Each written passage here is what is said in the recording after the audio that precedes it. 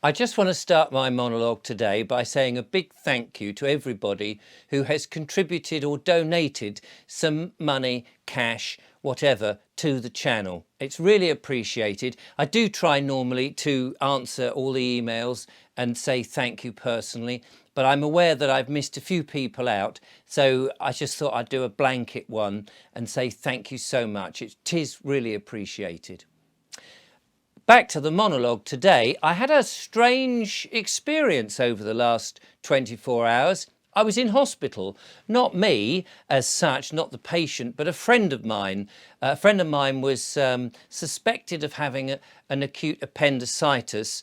And so we reported to A&E, and I sat with my friend pretty much for 10 hours, to be honest with you. It was 6 hours in A&E before anybody got to see my friend. And of course, didn't help that there was a strike on. Not that we knew that when we turned up. But it's an interesting experience going to AE, and I was slightly nervous, again, not for me, but for my friend being the patient, because the last time that I've been to a hospital was many years ago now, well before the times of the pandemic and all that medical treatment that people were given or mandated or thrust upon them. And I was very nervous for my friend to see what would happen. And so I was pretty much anxious that all the procedures would go according to plan, and there would be no sense of having to have a medical treatment given to you that you didn't want. And of course, none of that happened, I have to say. So that was one worry about going to these hospitals, which had been doing this medical treatment and coercing people to have this thing during that time. And it had made me and my friend extremely nervous about actually attending hospital unless it was an actual emergency. And I know that there's a lot of people who've written to me over the coming months who've been worried in the same way. And I thought it would be worth relating what happened. But some interesting things that turned up. So the person who diagnosed my friend happens to be somebody I interviewed on the channel, a registered doctor, but a very well-known doctor, but also an awake doctor who is very acutely aware of the processes that go on in hospitals and all of like, and has spoken out, of course, about the medical intervention and of good health and looking after ourselves. So we were in touch with this doctor just to say, look, we're going in and what should we watch out for? Now, it was curious because eventually when we got seen, it was all pretty normal. You know, they take bloods and they do the sort of prodding and thing and they make their diagnosis. Unfortunately, my friend had to have a CT scan and so had to have something injected into the body so that the CT scan would work out. And I'd only just done an interview with a lady about heavy metals, so was worried about what goes in. But my doctor friend and interviewee that I'd had on the channel reminded us, of course, that everything you do has to be done by consent. And this is something that is very well worth keeping in mind, because when you're in that situation as the patient and you're in pain and you just want people to do something to help you, you're almost giving a blanket consent to anything.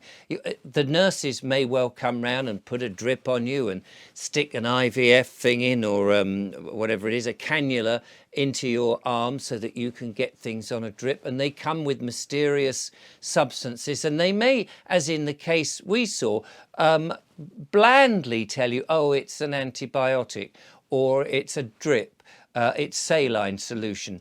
But unless you actually know what it is that anyone's putting into your body, how can you really give your consent? You can't. And it's the job, really, I think, of the person accompanying the patient to say, hold on a minute, just before you do that, could you tell me what it is?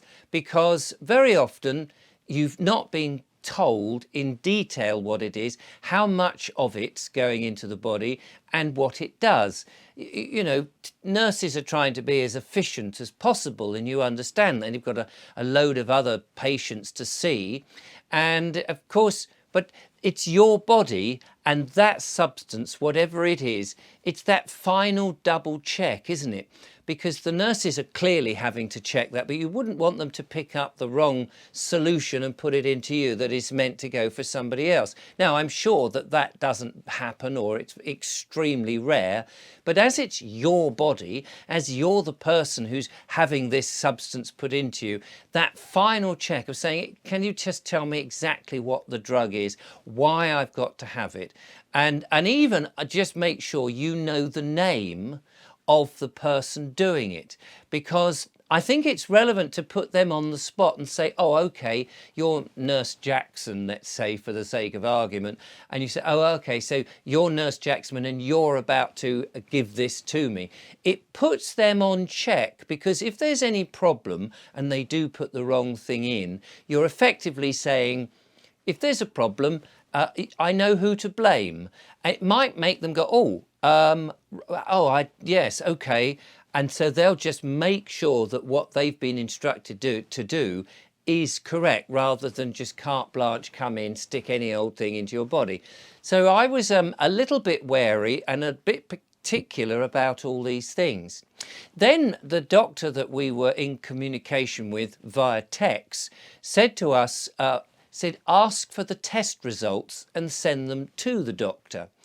And I thought, oh, well, that's interesting. I didn't know that you could do it. So I went to the desk and spoke to the manager, and I said, can we have a copy of all the test results, the blood and the CT scan, please? And they said, no, you can't have that. You'd have to write in formally. Takes a few weeks, you know. Write in formally and then you'll get it. Your GP will get it, you know, in due course. And I thought, well, that's not very helpful if you want a second opinion there and then before anything happens. If you're having an operation and it's a suspected appendicitis, or it's not, maybe it's something else, and there was something else, I can't remember exactly what it was called, but there was the possibility of it being something else, and they needed to wait to see the CT scan before they made that conclusion. Now, I'm not doubting the radiographer or the doctors or anybody who was making those decisions, and not doubting about it, but because our doctor who was advising us had said, look, just send them to me, it's worth having that second opinion, of course. And it was interesting that they were very reluctant. So I reported back to the doctor. I said, that we have to write in formally and it can take several weeks. Well, the doctor said, that's nonsense. This is your intellectual property. You give them permission to have the results of the tests, not the other way round. It's your body, you're giving them the permission so that they can carry out work, which they are being paid to do, of course. We assume, you know, the NHS is free at the point of use and all of that, but hold on a minute, we're actually paying for this in our taxes, in our national insurance, and therefore, if we're paying for the service, we're the client. You know, we may be called technically a patient, but we're the client. And at any point we can say, actually, I disagree with your analysis. You may have come up with a solution. We disagree. Now, you can always take away your agreement to be looked at or anything. And if you happen to have a doctor who's very keen to just double check everything, can't see that that's a problem if you're the client.